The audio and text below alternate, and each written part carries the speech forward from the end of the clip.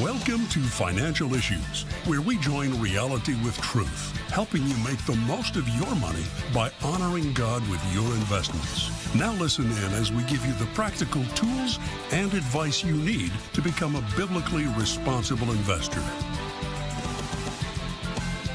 Good Tuesday morning. Welcome to Financial Issues. I'm your host, Shana Burt. Thanks for joining us today. We've got Seth back in the house with us Shana. off vacation. Good to We're be glad back. to have him back. Yep. Yeah, missed you guys. Great to be back at it. We missed you too. Yeah, thank you. Well, we're going to be talking about a lot of things today. We'll be talking about the things that are going on in the markets and the economy. We'll be answering some partner questions.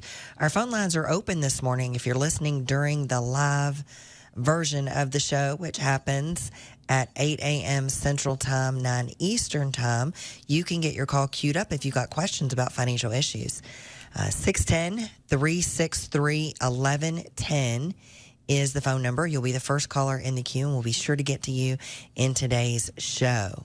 If you're not listening live, you can find out, and you want to call in one day, you can get the live program by watching us on the social media streams that we're on: Facebook, YouTube, Rumble, or better yet, getting the phone app. Whether you're Apple or Android, just go to your app store and you can download it. Just look for FISM. The app will come up. It's free, and you can get all of the live programs, and you can go back and listen to all of the other episodes that you may have missed. So we're glad that you've tuned in today to hear about how to be a biblically responsible investor, how to do your very best with your stewardship, and we'll get started right away with the stewardship verse of the day. Proverbs 3, 9, and 10. Honor the Lord with your wealth and with the first fruits of all your produce. Then your barns will be filled with plenty, and your vats will be bursting with wine. You know, the very basics of financial planning is first planning to give God back what he asks of us. Then acknowledging that the rest that we have belongs to him too, even though it may stay, quote unquote, under our control. We figure out how to use the rest in a biblically responsible way. Notice that the scripture here says that once you have honored God with your first fruits, then your barns will be filled. So this seems to indicate to us that we don't always start with a bumper crop. So we first show God that we can handle the little that we have rightly, and that will be the indicator that we have passed a test and are capable of handling more. Seth, what do you think? Yeah, I think it's a great passage here, Shana, for sure. And if you're looking for a clear command, folks, of what to do with your wealth, this is it here. It's pretty simple. Honor the Lord with it. That's really all that we're called to do with it, is honor the Lord with it. And like you said, it comes with a promise that God's going to bless us. Now, those barns being filled might be material, might not. I actually think the guarantee is that it'll be spiritual, whether it's material or not. And the spiritual blessing is far better. It'll definitely be good either way. And here at the ministry, I think that's really one of our main purposes, Shannon, is to teach you to honor the Lord with your investment dollars. And so that kind of leads to our question of the day. This concept of identifying where we should put this investment money. And I know right now with the position that we're in with the buy list and stuff, this may look a little different, you know, depending on timing, depending on different things like that. But Shannon, just as we consider this to start off, what factors should we consider before placing new money into a stock on the buy list? Well, good. So first things first.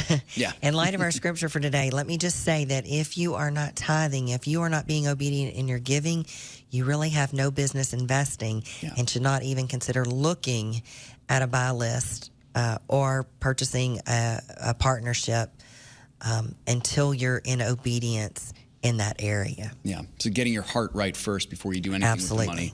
Yeah, definitely. Now, Shanna, certain sectors may have different options, maybe more options, less options for people placing new money. How do we discern which option is right for us as we look at different sectors? Yeah, so as you mentioned, our buy list is pretty sparse right now, and that is intentional. It's not because we're on vacation or not working on it or anything like that. It is very intentional. We did put out a note to the partners, by the way, that posted some commentary yesterday that may help explain more of the sparseness of our buy list right now. So our goal under normal conditions is just to put enough stocks on the list to give every investor some things to choose from. So when you look at our asset allocation models, they're broken down by age, which is not really as important as the objective. So you'll notice that the youngest model is labeled aggressive, then it goes more conservative down from there. So we know that we have partners that are 20 years old and we have partners that are 80 years old. So our goal is to give enough stocks in every sector for each age group to pick from. So knowing that, you'll have to sort through, there may be some things on there that are less appropriate for certain age models than others. So you'll have to kind of look through there. Now, don't worry, you're not going to have to look through 20 stocks. Usually, it'll be a smaller list, but our strategy really revolves around diversification and concentration. I know that kind of sounds contradictory a little bit at first, but we believe in diversification amongst the asset classes. So you'll notice in the asset allocation models, we have certain allocations for fixed income, certain for equities, certain for cash, and certain for domestic versus international. The concentration piece of it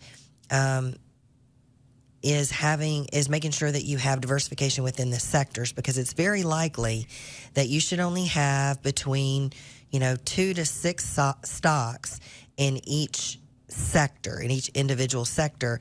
So because you have so few, they should be different. For example, if you're looking at retailers, you shouldn't have Lowe's and Tractor Supply. If you're only going to have 2 stocks in that sector, you might want to have maybe something different, maybe a car company or something to do with cars, or maybe a home builder, or maybe a restaurant, just depending on what's on the list at the time. Yeah, good stuff, Shana. And speaking of the list, it's always good to remind our listeners the difference between the buy list and the broad list, the purpose of the buy list, how we use it well.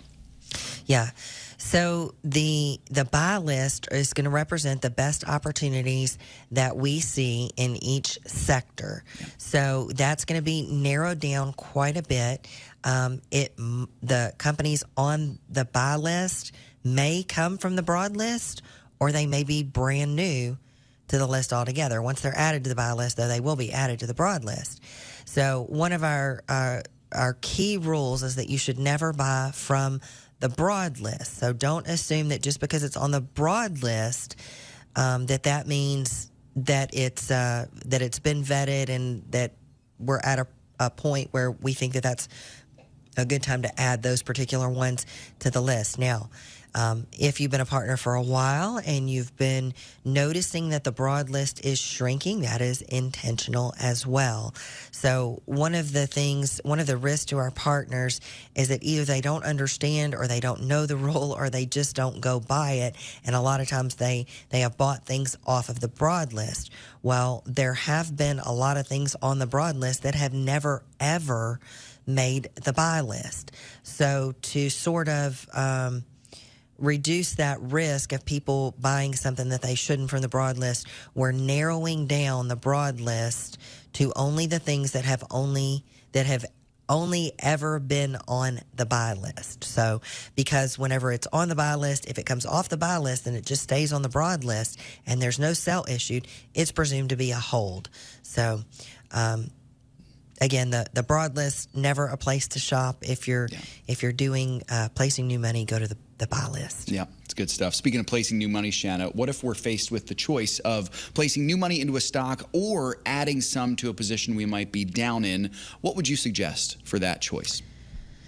So you want to consider your asset allocation. For example, if your sector allocation for, let's just say, energy is 6%, and you already have more than 3 stocks, lean toward adding to one of your positions. So, try to find out, though, why the stock is down if you're considering adding to it before you add to it. You only want to average down. That's what we call it when you add money into a stock that you already have that's down. If the stock appears to have bottomed out, there's no way to really know for sure.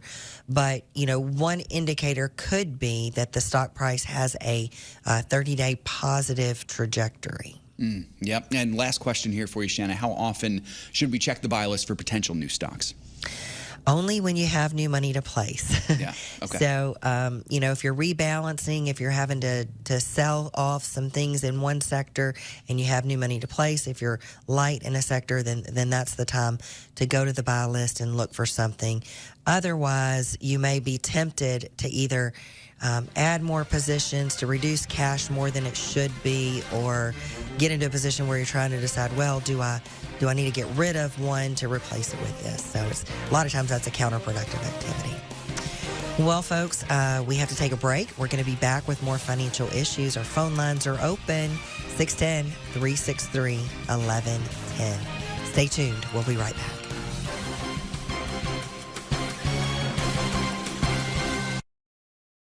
So I was just getting on my feet and I met someone and I got pregnant and I wasn't ready. How am I going to raise a baby? And I barely can take care of my daughter and myself right now.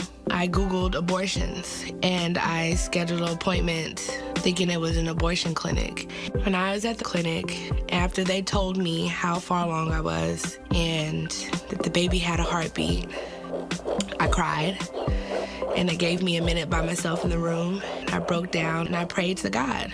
I asked the Lord to, when I walk out of those doors, to just give me the strength to be able to go through the pregnancy. Made my decision at that time. I'm super grateful that I'm able to go down this journey with my daughter. And I'm just super glad that I didn't have an abortion. I've learned how to trust God. It feels amazing.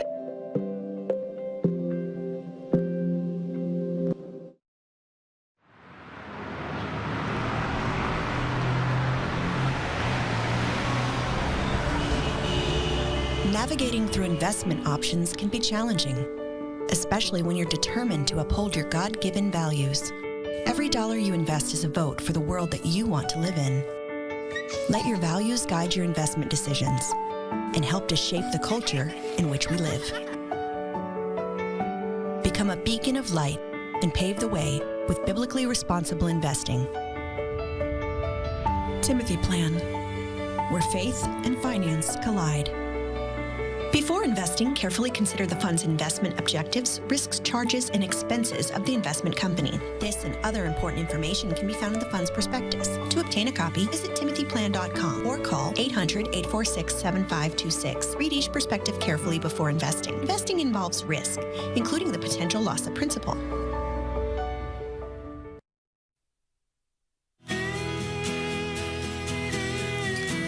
Welcome back to Financial Issues. Thanks for joining us today. We do have a caller in the queue, so let's get right to it. We've got Cecilia calling from Florida. Hi, Cecilia. You're on Financial Issues. Hey, Shana. Thanks for taking my call. Sure. I have a question. We are income investors, 82 and 73 partners, been in for a while, and we're looking at our asset allocation model and using it to kind of guide us with changing, when we sell, buying, and all that. And what we're looking at is we're around 7% low in our fixed sector. We're a little high in cash, but now because we've sold the other two materials last week. And I just wondered, can we buy the three preferred, and put them over there in the fixed sector? Is that an option for us? Yeah, it is an option. I actually like that option. I look at preferreds technically are equities. So if if on your brokerage account it breaks down the percentages of equity versus fixed income that you have, it'll skew that a little bit. But, I really consider preferreds more a fixed income type of investment than I do an equity. Okay, and whenever we code them into the tracker, I don't know how people live without that tracker for so long. We had it in the beginning, and it's been wonderful. But, as I code it, can I code it as fixed income, or will that skew the tracker? No, you can do it however you want. I mean, you can code it as a preferred if you like, but then you'll just have to remember, well, I'm choosing to overweight in preferreds and underweight in fixed income. Or if it helps you, if you really like a nice, neat chart, then you can code those instead to fixed income. Okay, because I have a feeling, with the way the commentary was yesterday for us partners, that things are going to change a little bit, and I don't want to do too much drastic and have to buy them and then turn around and sell them. I think that's my concern. Because I'm a little, that's wise. I think with the CDs, we're just about right. We got about 50% of our fixed in CDs right now, so that'll help bring everything on up to where we need it. Yeah. Okay, I think that's it. Sounds like you're doing a great job, Cecilia. Great job, Cecilia. It is, again, I stuck my head about 10 feet in the sand for many years, and when I found FISM and Dan and the team, I don't know, God works in mysterious ways, but all of a sudden, my husband and I were talking yesterday, and he said, I can't believe this. He said how much you enjoy it. I said, it's kind of fun, to get in there and work your portfolio and watch the bars go up and down, and we've been blessed because we're up in our entire portfolio, and it's just been a God gift and a blessing all around. So keep up the good work, guys. It's very, very helpful. If I had to pay for this, they wouldn't talk to me in a language that I would understand, number one. And number two, it would cost me all of my gains. So this is wonderful. It's just wonderful. All right, guys, I'm going to let you go. Thank you, Cecilia. Thank you for those words of encouragement. That is so great. I think that, ignorance is what breeds fear. And I think when the market starts to move, we saw a good bit of volatility over the last, several weeks. And when that happens, for most people that don't understand what they're invested in, they don't understand how it works, they just see it as some arbitrary thing. They feel like, oh, I'm just in the market. I think the fear is a lot greater for people like that. But, whenever we can get in and we can, even with the partnership, when we can go to the buy list and say, I know I'm making an investment in XYZ company, whatever the company is that you're buying on there. You can read about the company. You can see what they do. You can see the real history. You can even go back and see what the company did even during the really tough times, like the financial crisis and those kind of things. So, I think once you understand, hey, I'm invested in real companies that are doing real things in the economy, and then you start to think, well, what's it going to take for the value of this company to go to zero? And you start thinking about what the company does, and you think, well, so it may decline in price from time to time, but the odds of this company really going to zero is not that great. So, you start to build confidence once that ignorance goes away. The antidote for ignorance is learning, right? Is knowledge and understanding. So I think that's great. And I think Cecilia probably encouraged some people to go check out our partnership today. Yeah, that's awesome. Thank you for that, Cecilia. Well, good. So, folks, our phone lines are open. If you've got questions, we only got a little bit left in the short version of the show, but we're going to be here for another 30 minutes after that. So you can get your call queued up. 610-363-1110 is the phone number. Well, let's shift gears to a little bit of economic and financial headlines. And this is a little bit of what I shared with the partners yesterday in the commentary. I'll share a little bit more with the general audience, but folks, you really should check out that partnership. So this week we get inflation data. We got a little bit this morning. We get some more tomorrow. Plus we get retail sales and Walmart earnings on Thursday. So Walmart, not a biblically responsible company, but we pay attention because it is a great indicator regarding the health of the consumer. So Walmart's the largest retailer out there. Lots of people spend lots of money at Walmart every single week, every single month. So when Walmart talks, we are listening to hear what the behavior of the consumer is doing. The producer price index measures the selling prices that producers get for goods and services, and it's a key measure of wholesale inflation. Well, that piece of inflation data we got just this morning before the show started, and it rose less than expected in July, opening the door for further for the Federal Reserve to start lowering interest rates. So this is a good read. It indicates to us that at least this part of inflation is continuing to moderate. So PPI increased 0.1% on the month, which was better than economists surveyed by Dow Jones had been looking for. So the economists were expecting an increase of 0.2% on both the all items and the core readings. So headline came in at 0.1. Core PPI, which excludes food and energy because they say that they are volatile and will sort of skew the reading, came in actually flat. So the markets were happy about the PPI read, and the markets are indicating a higher open this morning. Now we still have CPI tomorrow. So CPI is Consumer Price Index. This measures the increase or decrease in prices that consumers pay, whereas the PPI number that we got today represents the cost that producers pay. So wholesale, you think about getting your materials, your supplies, your labor, all of those things to make a finished product. CPI measures the finished product sale, while PPI measures what it's costing consumers to do that. So the Fed's attention has now seemed to turn away from the inflation problem, and it is turning more towards its full employment mandate. So the Fed has a dual mandate to keep prices stable and to keep employment full, for lack of a better word, I guess. Yeah. So that means low unemployment.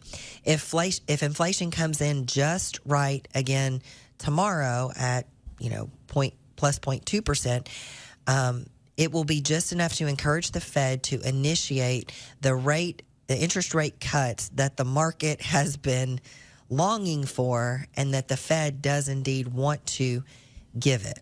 So if inflation is less than expected, which so far it is, and retail sales are weak, then the markets will likely conclude that demand is eroding due to the over-tightening by the Fed. So the Fed has tightened down by increasing rates, doing quantitative tightening. This has made money less available, less liquidity in the markets. So it means that consumers are being pinched and having to really mind their dollars and cents when they go to the grocery store or the gas pump or whatever it might be. And if prices are moderating too much, it could indicate that demand is cooling. If this is the case, retail sales are weaker, inflation, comes in as expected, it could trigger another what's called a risk-off episode. And this is exactly what happened following the June retail sales and inflation reports. So risk-off means that people decide that they're no longer comfortable with the risk that's in their portfolios, and they start selling off some things. So if inflation runs hot, that will be bad for the Fed, since both of their mandated metrics will be moving in the wrong direction. If inflation is indeed moving up and unemployment is moving up, that is bad for the Fed. That means that that could mean that they have really over-tightened and they've got to do something different. And, of course, we have an election approaching fast and furious. That always brings a lot of uncertainty to the future success of the markets.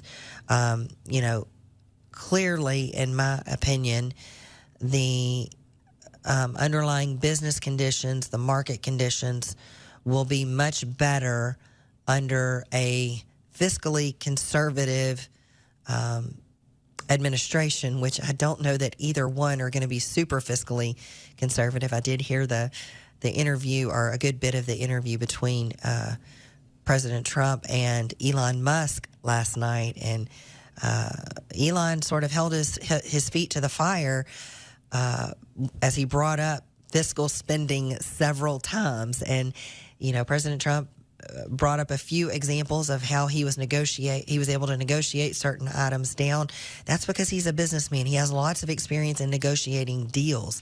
That's the difference between someone who's operated in the real world, in the real business world, versus someone who's been a career politician for their whole life, like Joe Biden was. And, Kamala Harris doesn't have very much business experience either. So, it was interesting. It almost sounded like a job offer and acceptance between Trump and Elon as they were talking about there's a lot of waste that needs to get cut out of the government. And Trump kind of congratulated Elon on cutting costs so much when he bought Twitter. So I think Elon could probably do a pretty good job in the budget office if that does come to fruition. I think that would be a good thing. Well, folks, if you're listening on an outlet that only carries the short version of the show, we have to wish you a farewell for today. Come back tomorrow, though, and get the full episode at financialissues.org.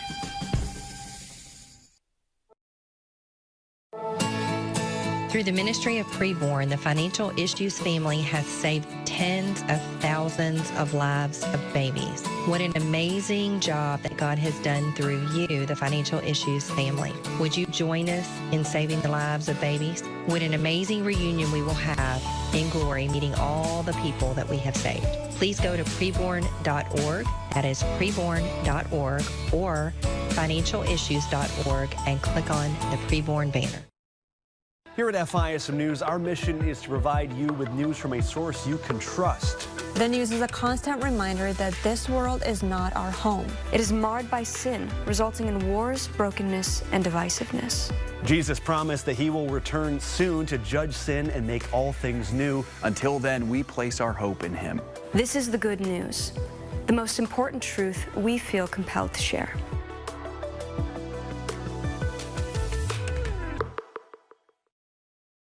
As of this year, more than 1,000 school districts have adopted gender non-conforming policies that intentionally keep parents in the dark about their kids' gender identities. To make matters worse, the American Bible Society now reports Bible reading is at an all-time low. We can't hide from the issues facing our country anymore. The undeniable truth is we're in a culture war, and we must be engaged.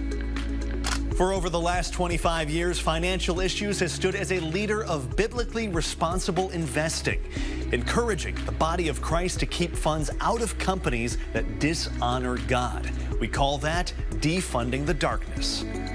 We're at the forefront of the fight, helping you not only with your finances, but advocating for truth and godly wisdom. Run the race with us as we press forward together. For more information, go to financialissues.org. That's financialissues.org.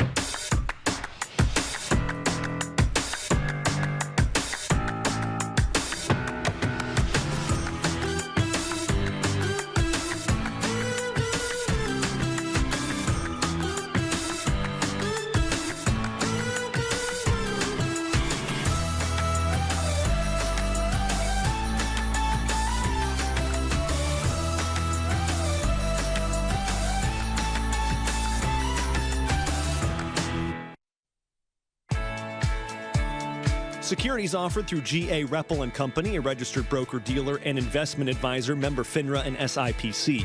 Opinions expressed by Shana are hers alone and are for informational purposes only and do not necessarily represent those of G.A. Reppel or the outlet on which you are listening. You should consider how the information applies to your situation prior to personally implementing it and consult any financial professional you work with to make sure it's applicable to your financial plan. Welcome back to Financial Issues. We're so glad that you're hanging with us to the end today. We've got a question in the call queue from Robert. So let's get to Robert. Our phone lines are going to be open after we hear from Robert. So if you've got a question, 610-363-1110. Hi, Robert. You're live on Financial Issues. Hey, Shana. Good morning. How are you doing this morning? Better than I deserve. Yeah, me too. I appreciate all that you and Seth and all the staff do for helping us. Thank you, brother. I would never have done anything like this without you guys being such a help. I wanted to make a comment. I've got a question, but I had no idea that Marilyn and I could have this much retirement income. So, I mean, it just really, and that's the thing. I remember Dan speaking about that all the time, and I just wanted to say I appreciate it. Also, I did want to make one comment. When I was trying to figure out whether to do this or not, and Dan actually said, I've been a partner for a while, and he actually said that the organization, which is supposedly a Christian organization, was putting their funds or buying stocks that were supporting all kind of things that God hates. Well, what happened was it didn't really hit me until I got on that tracker that you guys have, that it's the evaluator. And when I punched that thing in, boy, I was irate. I mean, I've been preaching this stuff for years, and anyway, I came unglued. It did righteous anger, we call that, Robert, right? Yeah. Yeah, I know, but boy, I was making me want to preach that. I got Anyway, I have a question for you guys this morning. I went on a buying spree on August the 2nd, and some of the things I bought, I don't think are going to be an issue, but I mean, I can sell these things quickly. And I gave them all to Darlene, HC21, FR45, and MA42. Should I get rid of those, or should I hang on to them? I mean, they're all on the buy list, which, by the way, boy, you need to buy off the buy list, not the broad list.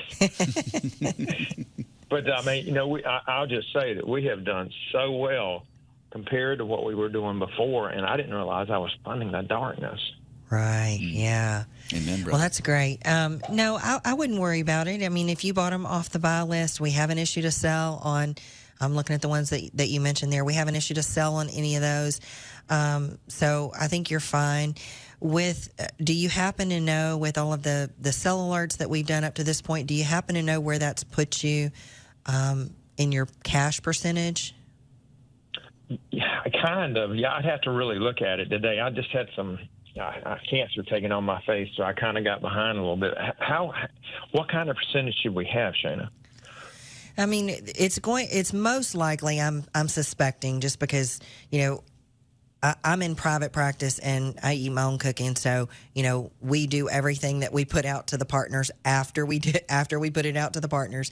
We do everything there. So, just looking at the accounts that I have, that I'm managing, it's somewhere between 15 and probably 25 or 30% cash, which is going to be higher than any of the targeted cash allocations. But, I think it's exactly what we were trying to do. So I was just wondering if that worked out the same for you.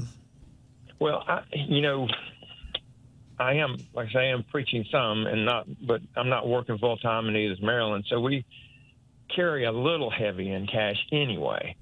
Mm-hmm. So I will check and make sure. And if there's one of these, I really got a little, anyway, it's just up there a bit compared to what it has been over the past 5 years. So I may sell that one just to get a better cash position. Also, when we had mutual funds, we were getting maybe a little bit of income, but nothing like handling your own investments. I mean, and we're able to, I think I may have one time heard about preborn, maybe once, before I started to listen to you guys and Dan. And just being able to give to those people after preaching against abortion for so many years, it's a blessing. So, I mean, So, yeah, thanks anyway. for saying that, Robert. We appreciate your testimony. We know that's helping a lot of people, folks, and that's what Financial Issues is all about. You know, helping you to be your own portfolio manager, helping you to understand what you're investing in, making sure. And the thing that Robert mentioned earlier, the evaluator, that's a free tool that you can find on our website so that you can screen your current investments. And I would challenge you, and I know Robert would too, challenge you to go run your investments through that screening tool and see what you've been unknowingly, and now that you know, unwillingly supporting because you're owning companies that you don't get to make the day-to-day decisions about what they do with the money. Their board of directors, their management decides how to deploy the money that they make. Now, their goal is supposed to be to increase shareholder value, to return value to shareholders.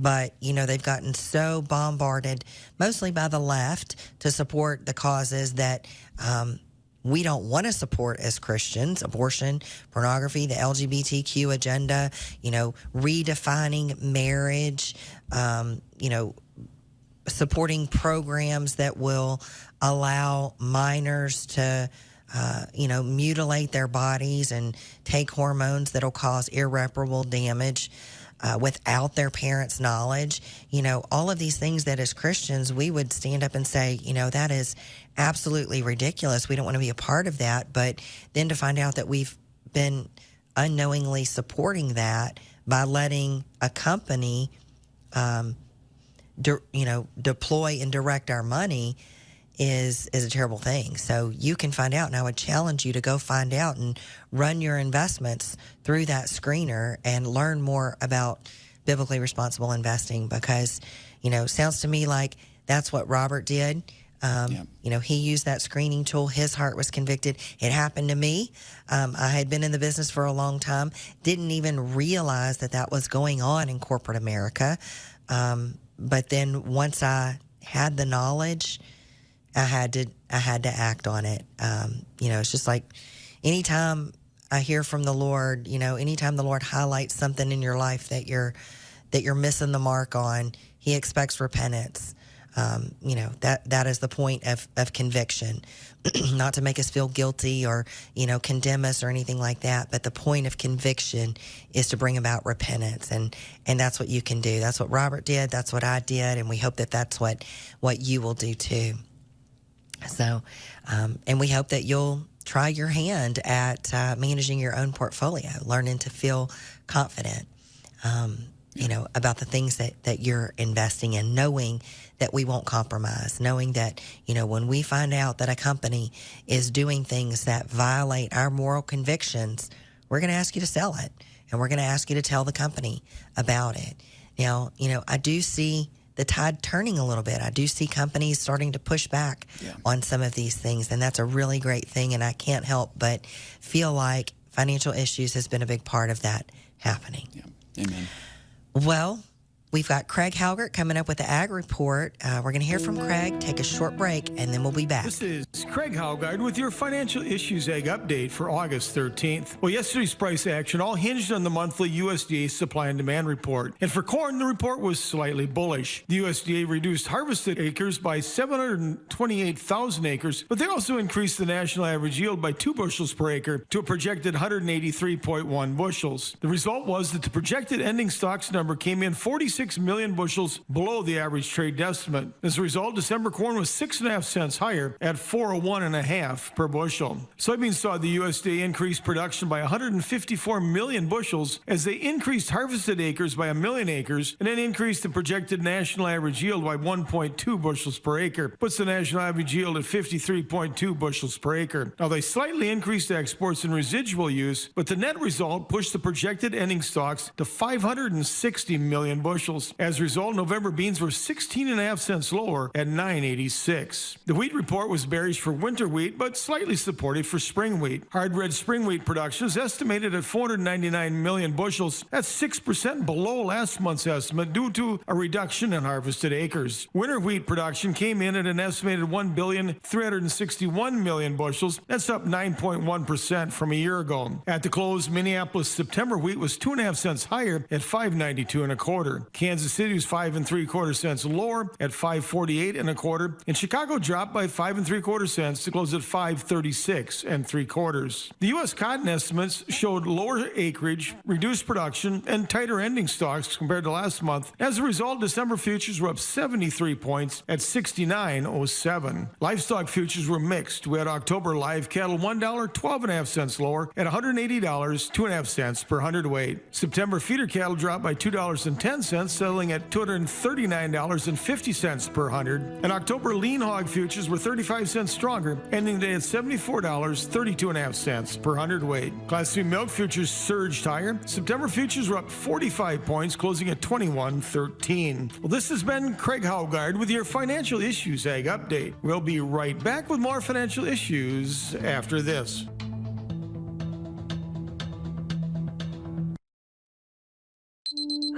When it comes to money, I always have so many questions. I never know where to go to get answers to those questions. They never really teach you this stuff in school, like some of the best ways to handle it, how to save, when to invest, where to invest, even just what to do with the money. And if I put it in the stock market, what's the best way to protect from losing it all? That fear can be paralyzing. You don't really know what decisions to make. As a Christian, I don't want to give my money to people who are going to use it for things that God hates. When I discovered Financial Issues, it was like a burden was lifted off my shoulders.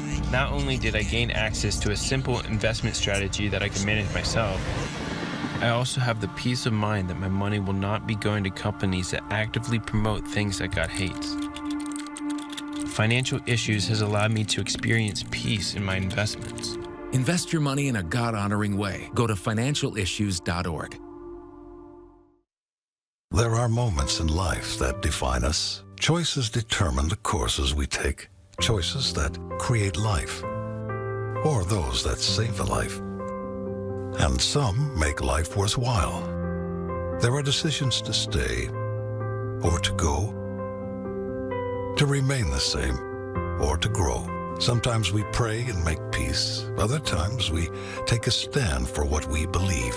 In celebration, mourning, triumph, and defeat, we are invested in every decision we seek. Despite differences, we have one thing in common, the desire to do all for the glory of God. Keep your wallet aligned with your heart and your investments in harmony with your faith. Timothy Plan, biblically responsible mutual funds, ETFs, and retirement plans. Before investing, carefully consider a fund's investment objective, risks, charges, and expenses contained in the prospectus available at timothyplan.com. Read carefully before investing. The opinions and recommendations expressed on this program do not necessarily represent the opinions of the station or any of the program sponsors. Additionally, all products or services offered by the program sponsors may not be known by the program.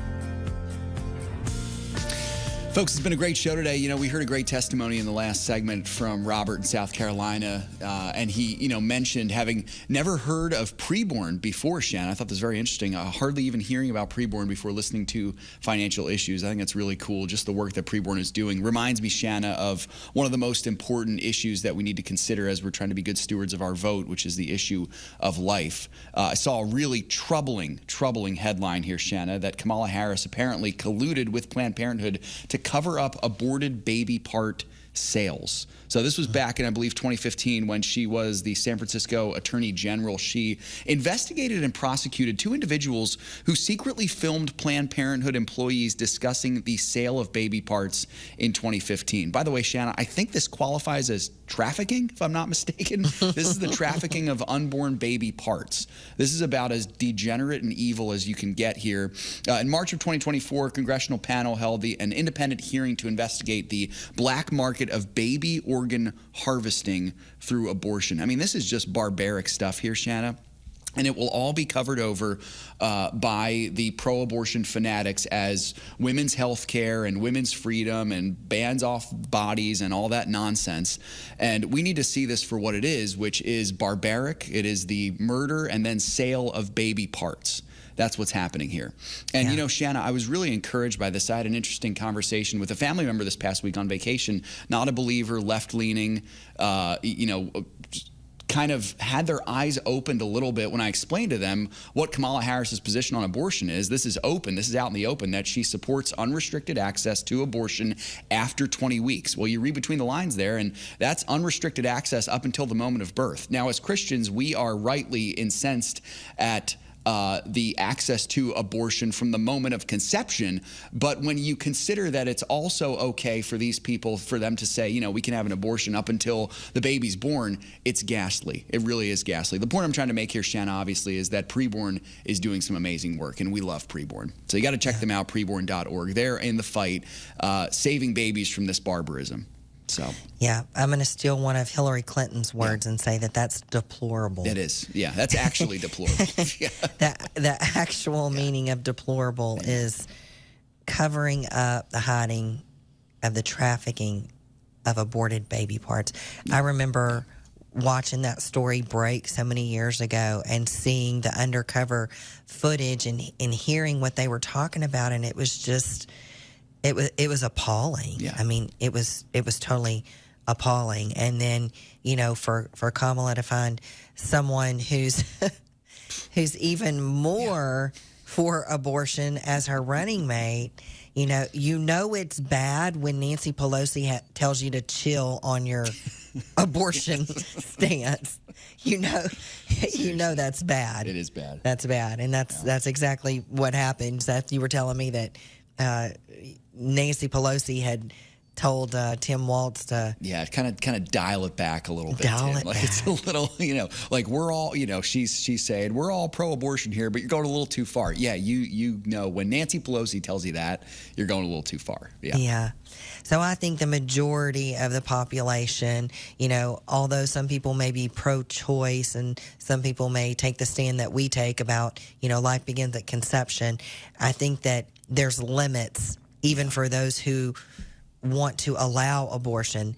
There's limits. They have a limit in their mind about when a fetus actually becomes a human being, and so it's acceptable at some times and not other times. But I think any decent person is going to at least have some kind of limit in their mind and not be for abortion all the way up to the time of birth. Right. So we get accused of as Republicans, and we even got an email too from someone, I guess, who says that they are a Christian, saying that we are only for forcing people to keep their babies and not taking care of the babies after birth. But it's just a majority of people would say that there has to be at least some limits if abortion is even going to be allowed. And I hope that people understand that, and I hope that there are a lot of single issue voters out there. We get criticized for being as Christians for being single issue voters on the topic of abortion, but it really reveals character if you want to murder unborn babies. If you're okay with the murder of unborn babies up to the time of delivery, if you will collude with an organization like Planned Parenthood to cover up their illegal, operation of trafficking aborted baby body parts. Yeah. I mean, I hope we have a lot of single issue voters out there, because even those that may be registered Democrat and do not want to cast a vote for Trump in any form or fashion, well, maybe they'll at least not vote, and that'll be one less vote for Kamala. Absolutely. And this is such a spiritual thing too, Shana. I mean, people have been sacrificing children to demon gods for the last 5,000 years. It's nothing new. Planned Parenthood is the latest of degenerates that have been doing this. Yeah. Yeah. Christians have to stand up. We're certainly not endorsing a candidate here or doing anything like that. We're simply pointing out an issue, which is the issue of life, and we're saying who's for it and who's against it. Yeah. And, asking you to make your own choice based on your own moral convictions. Well said. It's good stuff there, Shana. Yeah, support Preborn today. Well, we have a couple questions we can get to before the end of the show if you'd like. All right, let's do it. Let's start with Sherry. Sherry's got a couple questions here, but pretty similar themes to both of these. So recently received an inherited fund worth over about $5,000. None of the stocks, ETFs, mutual funds are on the broad list. With the current kind of freeze on investing money, do we just sell out of everything, put it all in cash until it's time to buy? I know we can at least buy the REITs, and there are some stocks I know we don't want to have anything to do with. And then she kind of follows up there, since we're in that holding pattern, I'm not really sure what to do about the inherited fund we recently received either. I've done my best to screen what's included in that fund. None of it appears to be on the buy or broad list. There are some funds I don't want to support there. Should we sell it all, hold the cash till we're better able to know where to put that new money? What advice would you have there for Sherry, Shana? So I would look at a couple of different things. It doesn't say, or if it did, I didn't catch it, whether the inherited account was like an IRA type of account where capital gains might be deferred, or even in a Roth may become tax-free, or if it's in a taxable type of account. If it's in an IRA where you don't have any consideration about capital gains, me personally, I'm not saying this is the right thing necessarily for Sherry, but I would get out of the ones that are dirty immediately. I wouldn't want to support them for one more minute. If it is a taxable account, if you recently inherited it, you probably got to step up in cost basis, so there's probably no gains to worry about. Eliminating those positions, getting rid of those positions now puts you in a cash position for preservation, and it eliminates the potential for the value to decrease if we do see more downside volatility, which I do expect in the short term. And it also prevents you from having a gain in those that you may have to end up paying taxes on, because especially if it's a short-term gain. Short-term capital gains are taxed at a higher rate than long-term gains. Your long-term gains, if you're in the 12% tax bracket, the capital gains rate is 0. If you're for most people, it's probably about 15% on the gain. Short-term gains are taxed at whatever tax bracket that you're in. So, there seem to be more reasons to me indicating, just going ahead and liquidating those things and getting rebuilt into the right allocations when it's time. And, cash is probably, depending on what your money market looks like, it's probably paying you, somewhere around 4.5%, maybe even 5%, just to sit there until there are some things on the list to buy. Yeah. Good stuff, Shana. Terry, you might be the last one we have time for today. Back in February, Terry's asking, I constructed a CD ladder, 6, 12, 18, 24 months. I believe last week you were talking about CD laddering on the show, and you mentioned laddering 1 to 4 or 1 to 5 years. Is that the new recommendation? And if so, how do I restructure my CDs when they come due each 6 months? Terry is 73. Yeah, that's a great question. So what I was talking about in general was how to ladder under a normal yield curve where longer term rates are higher than shorter term rates. We use a lot of the videos, a lot of the content from the show to put on the partner website so that people can go back, and if they have questions about, how to educate themselves on certain topics. So under a normal yield curve, I would say 1 to 5 years would be the way to do it. We do not have a normal yield curve right now. We have what's called an inverted yield curve, where short-term rates are higher than long-term rates. So our strategy is still what it says on the website, and what you mentioned at the beginning of your question, Terry. Well, folks, we've come to the end of the program. It's been a fun one today. We hope that you are encouraged. We hope that you learned some things about being biblically responsible. But most of all, we hope that you are reminded that God owns everything. The Master is coming back. There's going to be a test one day. We're going to have to give an account for how we handled the time, talent, and treasure we were trusted to manage. We hope that we can help you be found a good and faithful steward. Well, come back tomorrow, Lord willing. We'll be here to encourage you in the ways to be biblically responsible investors and to be good stewards. If we ever forget that we're one nation under God, then we will be a nation gone under.